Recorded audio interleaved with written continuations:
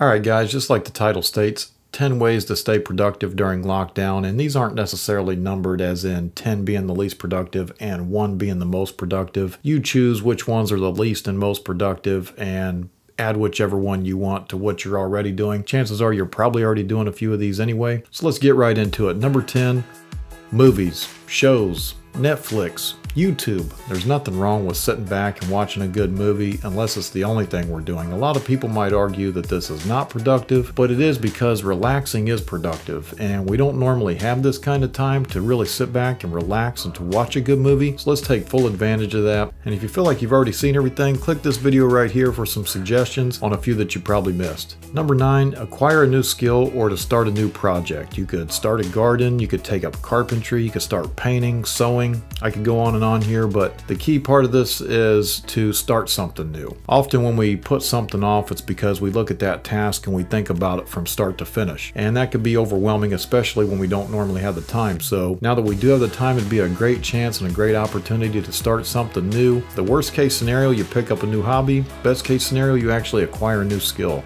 Number 8, reading. Of course, we can read something educational, we can read something to draw some inspiration, or just for entertainment. And a lot of us already do this, but think about the things we don't normally read. Whether it's something as simple as acknowledging the agreement on an app on your phone, or whether it's something as serious as reading the side effects on medication. Think about all the fine print that we normally overlook when we don't have the time. It might not always be something detrimental, but we could be overlooking something beneficial. Number 7, recapture some of your creativity. You remember when you were younger and you were into poetry or art, or maybe you always wanted to start a YouTube channel, maybe you wanted to write a book at some point, and then life kind of hit you, so you put it off and then nothing ever happened with it again. Well, now's the perfect time to pick that back up. Not only is it productive, but I find it therapeutic even. Number 6, prayer or meditation. And I've said this on this channel before, guys. I'm not a preacher or a salesman, and I don't want to disrespect anyone's beliefs or non-beliefs for that matter, but I do believe in prayer and meditation, and if you're a believer, this is a great time to just slow down and reflect on that. When this thing first happened, I prayed for my family immediately, and I thought, man, that's the first time I've said a prayer in a long time. And this is no excuse, but it's usually because I just don't make the time for it. So what better time than now, especially with the uncertainty?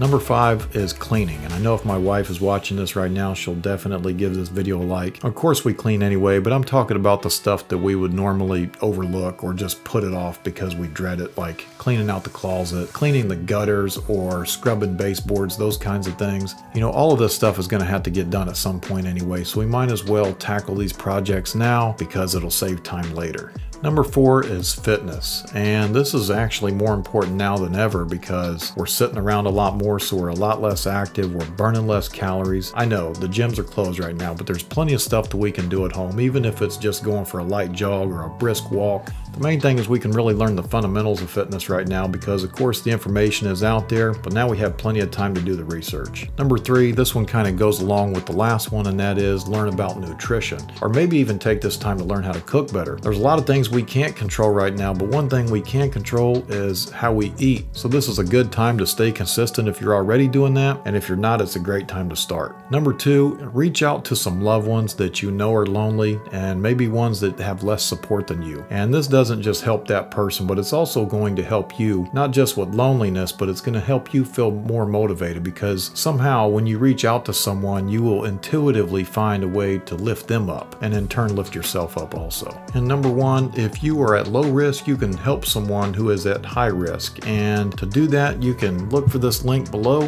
This will show you how you can help your community and those that are suffering from the coronavirus. So that's it, guys. I hope you found this video helpful. If you did, give it a like, comment below. As always, thanks for watching.